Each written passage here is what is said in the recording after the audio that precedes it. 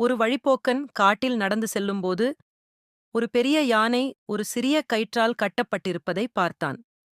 அந்த யானை நினைத்தால் ஒரு நொடியில் அந்த கயிற்றை அறுத்துவிட்டுச் சென்றுவிட முடியும்.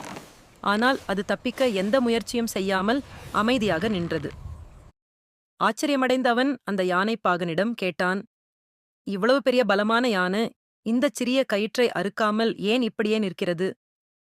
பாகன் சிரித்துக்கொண்டே சொன்னான், இந்த யானை மிகவும் குட்டியாக இருக்கும்போது இதே கயிற்றால்தான் அதைக் கட்டினோம். அப்போது அது தப்பிக்க பலமுறை முயற்சி செய்தது. ஆனால் அதற்கு குட்டி வயதில் இந்த கயிற்றை அறுக்கும் பலம் இல்லை.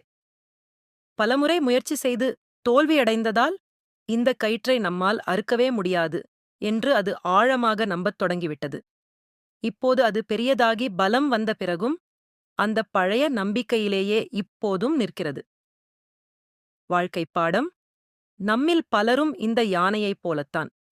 கடந்த காலத்தில் கிடைத்த சில தோல்விகளை வைத்து, இது நம்மால் முடியாது, நமக்கு அதிர்ஷ்டம் இல்ல என்று ஒரு கற்பனையான கயிற்றால் நம்மை நாமே கட்டிக்கொள்கிறோம்.